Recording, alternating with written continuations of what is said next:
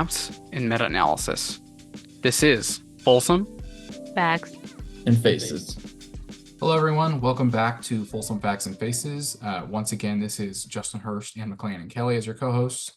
And this week we have Jim Ortega with us as another candidate that we are interviewing. So I'll go ahead and hand it off to you, Jim. If you could please, for the audience, introduce yourself, what you're running for, and why you are running for this position. Thank you, Justin, and I appreciate this opportunity to talk to your audience and give them a little bit more information about myself and why I'm running for city council. I've lived in Folsom, California, obviously, for 17 years. I am a retired law enforcement officer. I served for 30 years with the Sacramento County Sheriff's Office. I retired there as a captain. I had a storied career. I had a great time. I loved going to work every day. It wasn't really a job. It was just what I did, and I enjoyed it. And after that, my time ended there. I was the police chief in Placerville, California, just up the freeway. I did that for 3 years and had a great time up there as well. Great staff, great community. But I commuted up there, so I just commuted from Folsom, which took me about half the time to get up to Placerville to get to downtown Sacramento, which is no surprise. And I decided to run for city council. After I retired from the police department, I was talking to people that around town, and some people were telling me, hey, do you know that we were talking about law enforcement staffing? Obviously, I'm a geek, right? So they said, we haven't added any police officers, boots on the ground, since 2009, when we did a lot of cuts because of the Great Recession.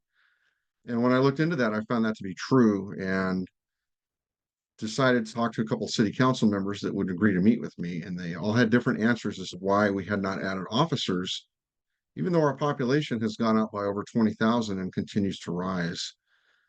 So I dug into some other things. One councilman encouraged me to run, and originally I wasn't looking to run for anything. I was retired, doing some part-time consulting and some other volunteer. But I talked to some people I trust in the community. Hey, do you think I'd be a good candidate? And they all said, yes, we will get behind you. And what can we do to get you onto the city council? Now, I've shortened that explanation quite a bit. There was a lot that went into that, and that was over a year in the making. But here I am, and I'm now all in to run for council District 4. Awesome. Well, Jim, really appreciate that. I was curious, why a position on the city council is the right one, for what you want to accomplish, or, kind of put another way, what could you do in this role that you couldn't do before? So that's a great question. That one of the ways I decided to run is I could continue to sit on the sidelines and complain about things that I saw not going quite right in city government. Because as I've dug into this, there are some other challenges in our city that I won't go into right this minute. I decided that I can either sit on the sidelines and try to work with the council, or I can become part of the solution. I believe with all of my previous leadership and executive abilities, my ability to know what a city is able to do, what a county can do, and how we can solve problems together and collaboratively, I felt was a perfect match to run for city council. And I believe I can take all of that experience to the council, work with my fellow council members, department heads, and community members to take Folsom to the next level and to solve the problems that exist now. So I don't want to just look at today's problems. I do want to look ahead to the future as what we could do here. Thank you. Building off of something you said and being part of the solution, especially, if you aren't successful in November, how do you envision continuing to be a part of the solution, even if you aren't in a city council position? So right now I sit on the planning commission. It's a volunteer job. It's not a job. It's one meeting a month and then a couple of hours to read the agenda before the meeting. But I would volunteer or apply to sit on another board or commission, whether it's planning, parks. There's half a dozen commissions that need citizen volunteers to do these things. That's one thing I would do. And I would continue to work part-time in some capacity. I still am employed by a local consulting firm. And I've also thought about teaching at the college level, at either Folsom Lake College or possibly Sac State or Sierra. So I'm a type of guy that just doesn't sit still just because I'm retired from what I did. I always have this desire to serve in one way or another. Just as a quick follow-up to that, if you were to pursue teaching, what would you envision teaching? Probably criminal justice. Okay, that makes sense. I did it.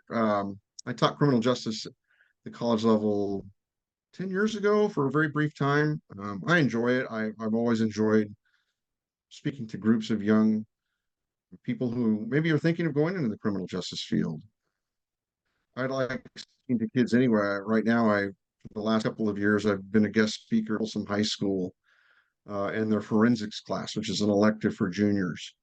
Um, I was asked to do it because my daughter had it a couple of years ago, and now I've committed to do it every year for the teacher over there, and I enjoy doing it. It's again, if I can inspire these youngsters to think about what they could do in the criminal justice field from the eye of an older professional, then I'm happy to do that. So.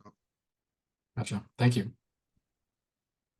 Awesome. Well, kind of taking the opposite of the question Justin asked, what kind of tangible changes could Folsom residents expect if you do win your race? What kind of what changes?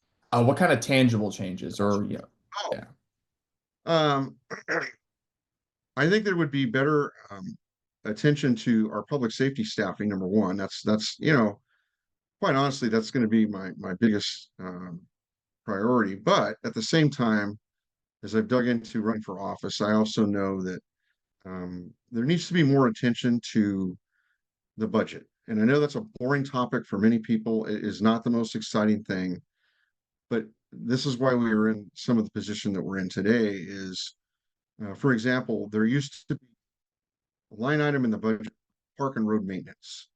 Every city or county has that. For some unknown reason, that was taken out of the budget years ago for more immediate needs. I understand that there's things that have to be taken care of, but now we find ourselves in a position where many of our older parks are in horrible shape, which is why we're, there's a citizen group not affiliated with the city that is asking for a tax increase, a sales tax increase. And that's why that's coming up. Um, Whether or not that sales tax increase passes, I'm going to be a really good steward of the money. I've done that my whole career. I've done things in my career where I've come in under budget, saved money, reduced expenditures, and I have a track record of doing that. And I feel that I can be a good manager of the budget here in Folsom. Well, I definitely think McLean and I would be some exceptions there. We find the budget really interesting, enough to that we had I think an hour and a half long episode just looking at the budget back in February before it became a lot more talked about in the city. Okay. So we're with I'll you. have We to go think that's back and listen interesting. to that because I Yeah. didn't know that. Oh, we'll be happy to share it with you. Yeah. Turning to your campaign now, what would you say have been your biggest challenges that you faced so far? Um, Apparently, at some point in the 1990s, there was a ballot initiative that limited the fundraising to $150 per person per election cycle to each candidate. Originally, I wasn't really looking at that. When I decided to run, I thought, oh well, that shouldn't be a big deal. But I've talked to the other candidates, and all of us are. It's a real struggle sometimes. To everything has gone way up in cost since the middle 1990s, and yet we are still restricted to this campaign contribution limit. All of us are trying to raise money to run our respective campaigns. I am not, a millionaire. I've contributed some of my own money to the campaign, which I'd like to pay back. If you ask my wife, she definitely wants that back. So that's been a challenge. Although lately, I think it might get easier as we go into the final stretch. Um, because a city council campaign is not like a congressional or an assembly campaign or even a county supervisor campaign. There's no TV or radio ads. It's all print, internet, uh, testing, things like that. So, and then the IT costs for the website and whatnot. So, That ballot initiative, was that a local Folsom ballot initiative? the Measure G is a local initiative that was brought about by a private group of citizens, a couple of retired city employees, but they have nothing to gain because they simply saw the budget, I'll call it the budget tornado coming, and they decided to take some action to try to address this. It has widespread support It is one of those few initiatives that you will not hear this, probably haven't heard it in a long time. You may never hear it again. Mhm. There are 6 candidates vying for the 2 council seats, and all 6 of us endorse Measure G. So for me, I can't speak for the other candidates. I was originally against it. I was like, I'm a no tax increase guy. I don't vote for taxes. I don't trust how things are going to go. But this initiative is very specific.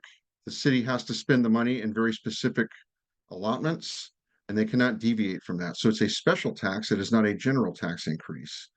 And there's all kinds of other oversights on there that I liked. So through a journey with doing my own research, I've come around to endorse it. Gotcha. Thank you. Awesome. Kind of taking a quick look at your career real quick. You mentioned you were a law enforcement officer in the region. I was curious, with that experience, how do you think that best positions you for success in the city council? Oh, that's a big question. I, number one, I'll say that I've worked in every different type of community in Sacramento County that you can imagine. I'll just start with that. I worked in some of the most ritzy areas of Sacramento County, including where our current governor lives. Okay. And I've worked in some very economically challenged areas in Sacramento County and everything in between. And I always got along and was able to work and communicate and collaborate with the community members, the business owners, the school teachers, the school administrators. Didn't matter where they came from. Public safety is kind of apolitical. It shouldn't be a right or left issue. Sometimes the media tries to paint it that way, but it really isn't. There is no preference as to how someone gets treated by law enforcement. And I also worked with a very diverse group of employees, from the leadership of the sheriff's department, through my peers, and then as I promoted up, many of the subordinates that came after me that I managed and led. And I just learned through my career how to solve problems. So I solved some really tough, difficult problems, whether it was personnel issues, budget issues. Um, there were times I was told, you've got to get this done. And oh, by the way, there's no money to get it done. And I still was able to make some forward progress and accomplish a lot. And all of us that worked at the sheriff's department in my era really felt we left the department in really good shape. Coming out of the Great Recession, I left the department in 2017.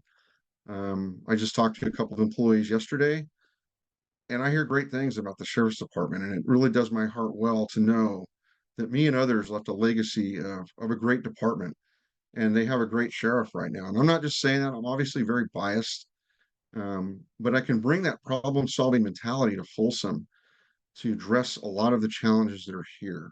I'm not saying I have all the answers, but I know where to find a lot of the answers, and I know how to go about finding people that have the answers.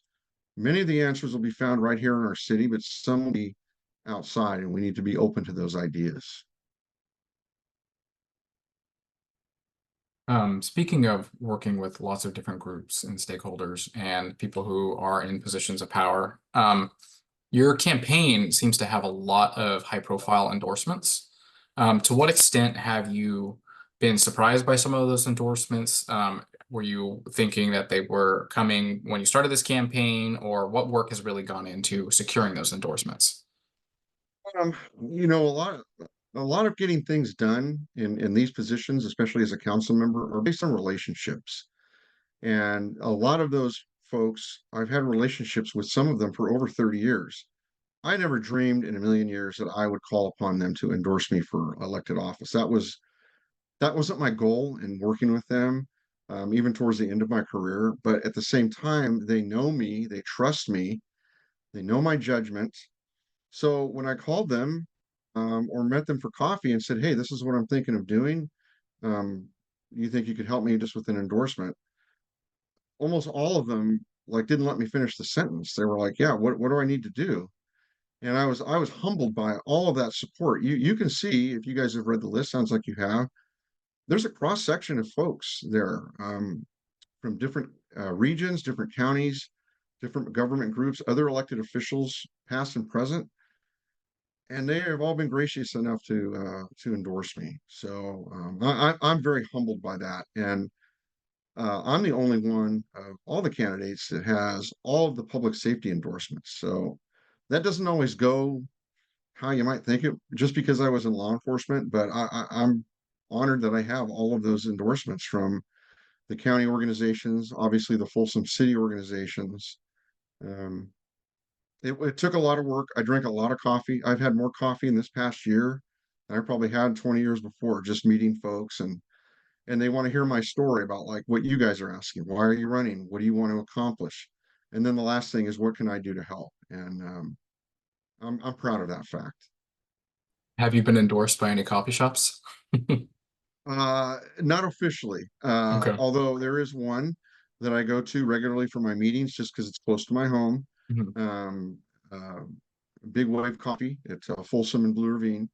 And the owner there, she's very apolitical. So I don't know if you want to put this in there, but she does not mind me having my meetings there. It's just a good location because if people are coming from Sacramento, it's not far off Highway 50 as well, and they can meet me there too. Gotcha. I'm sure they'll appreciate the plug. The owner's great. That's awesome. I was going to mention it. So another aspect of your background that we noticed, relevant to the campaign is your current role on the Folsom Planning Commission. I was wondering if you could describe how you think that this role helps prepare you for the city council. Sure. It's another, you guys have really good questions, by the way. I'm not just saying Thank that, you. but I I wish Appreciate appreciate everybody it. would ask some of these questions. But the Planning Commission, so it was suggested when I was just kind of exploring this, hey, why don't you apply for a city board or commission? And I applied for, I think, planning, parks, and landscape and lighting. Those were the things I thought, well, I'm interested. I have a little bit of knowledge in land use. I use the parks, so I'm interested in that. And everybody wants lighting in their neighborhood. And I landed on planning. And what that's taught me is a lot about land use, zoning. I've learned a lot about the new housing laws that have been mandated by the state. So, one of the biggest concerns that was raised to me by citizens are, why are we building all these apartments around Folsom? We didn't have them for a long time. So I'm able to, with a clear mind, explain to them in detail, like, this is why we have to do it. It's a state mandate. I won't bore you with the details here. And just other land use idiosyncrasies that are coming up. And then there's two big projects that are on the horizon for Folsom. The Central Business District Master Plan and the um, gosh, what's it called? River District Master Plan, I think it's called, which are two big redevelopment possibilities that we would like to do here. And I've had several presentations on that. So when I get on the council, I won't be behind the eight ball on what those two projects are, what some other forward-thinking projects are for Folsom, such as the planned interchanges and overpasses for Highway 50, some of the future plans for Folsom Ranch. Um, Again, I'm a government nerd anyway, so this is all interesting to me. Some of my peers in law enforcement are like, what are you doing? Are you bored out of your mind? I'm not. I'm actually completely excited when I get the agenda and I read through it and I look at the notes, and that's what you want in a council member. And that's that the planning commission has been a good place to learn and educate myself on that. All right, thank you. One thing that you've mentioned throughout this interview is that you have a good sense of the budget. You're really interested in it, and it's also listed as one of your platforms, responsible fiscal management. Um, to the extent that you may want to expand on like what that would mean in terms of future budgets, as well as maybe touch on how you mentioned before that you've dealt with budget issues in the past. Would you be able to give some specific examples of areas you think that Folsom could save money, be able to invest in its infrastructure, as well as strategies you've used before to save money and just be more efficient with the government? Sure, I'll talk about the past first a little bit. So one thing one of my assignments in the sheriff's office was I managed the 911 communications center, which is very large. At the time, I had I think 64 dispatchers, um, 6 sergeants, and other support staff. And I don't remember the number of the budget, but it was I think 10.5 million, something like that. Anyway, and I was told to reduce overtime. Our overtime expenditures were $700,000, $800,000 a year. Jim, you need to cut that in half, the sheriff told me. And I'm like, okay. Well, I did a work study and figured out, well, we hadn't done that in a long time, and we didn't have the dispatchers working at the peak times when we really needed them. And we had more dispatchers off when we really needed them on duty. So working with the Deputy Sheriff's Association, because that's a work condition issue, um, and working with our HR department at the sheriff's office, I restructured all of the shifts, um, the staffing, and the first year that I did that, I saved $550,000 in overtime. So that's just one example. I'm not saying that we're have those efficiencies here. I haven't dug that deep. You know, that's really in the details. I wouldn't be able to see until I got here. But there are some things in Folsom that I think we could do. I don't want to say better, um, but there's something I can think of anything specific right now. I'm thinking of something from the school, from a school board candidate. We just need to make sure that we don't spend unnecessary money. One thing, here's a debate that's going on right now that we need in the developer impact fees, I think if that's the right term. There's funds in a budget for a police station south of Highway 50. Okay. Well, the current police chief, and I happen to agree with him, would rather remodel the current police station and add on or purchase some other property that they're using across the street right now rather than build another new facility. I'm in favor of that because that's a lot less costly. I believe we can do it because there is a nexus to this will add to the services that are provided for the residents that are south of Highway 50. Yes, of course, it would be nice to have our own police station, and maybe we can do something like a service center down there. But to have a full-fledged police station for a city of 90,000 people is not an efficient use of the money. We would better use that money to remodel our existing space and perhaps add on to it, if that makes sense. It does, and I think that was a pretty tangible example. So thank you. Awesome. Well, really appreciate, all answers to all the questions we've had so far. I just want to kind of open the floor up now if there's, any other, thing that you want our listeners to know about you or your campaign. Probably the one of the bigger questions I get is, okay, so you're entering the world of politics. What's that going to look like in 10 years? And then they allude to, do I want to go to higher office? And the answer is no. I'm not a professional politician. This is all very new to me. I was an appointed official for a long time, serving the elected officials that I worked with and for, and enjoyed doing that. Again, I never saw myself. It was never on my bucket list to run for public office. Um, but here I am because, as I said earlier, I can either sit on the sidelines and complain. I'm not a keyboard warrior, so I don't do that. Or I can, continue to go to city council meetings and complain or do whatever, or I can be part of the solution.